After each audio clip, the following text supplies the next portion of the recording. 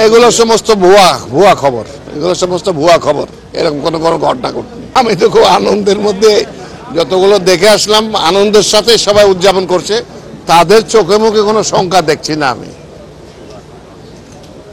সেটাই সবচেয়ে বড় জিনিস। আমাদের সরকার বেতন দিয়ে রাখছে তো ওই জন্যই। আমাদের কাজ হইল জনগণের নিরাপত্তা বিধান করা। সেই কাজ স্বরাষ্ট্র মন্ত্রণালয়ের যত শক্তি আছে সমস্ত কিছু দিয়েই তারা করছে। স্যার, খাগড়াছড়িতে বড় একটি ঘটনা ঘটছে, সহিংসতা হলো। গতকাল রিপোর্ট দিল যে সেই মেয়েটি ধর্ষণের শিকার হয়নি। এটা কি পূর্ব পরিকল্পিত বা কোনো কি গোষ্ঠী এটা সাথে জড়িত, সহিংসতা করার জন্য? এটা থাকতে পারে, এটা পুরো ইনভেস্টিগেশন, কিছু রিপোর্ট এসছে, এরপরে আরো তদন্ত হবে। তদন্ত হলে বিস্তারিত জানা যাবে।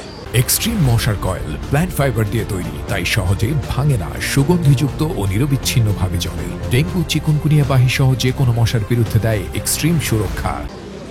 স্যার, আরেকটা বিষয়, যে সাবেক শিল্পমন্ত্রী উনি মারা গেছে, তার যে হ্যান্ডকাপ অবস্থায় যে একটা ছবি সামাজিক যোগাযোগ, এগুলো সমস্ত ভুয়া ভুয়া খবর, এগুলো সমস্ত ভুয়া খবর।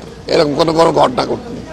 উনি ওনার আত্মীয় স্বজন সহ হাসপাতালে আইসিইউতে ইন্তেকাল করেছেন। নানান মানবাধিকার সংস্থাগুলো বিবৃতি দিয়েছে। এটা কি বিবৃতি দিতে পারে, এটা বিবৃতি দিতে পারেন, কিন্তু ইনকোয়ারি করলে আসল করলে সকল খবর জানা যাবে।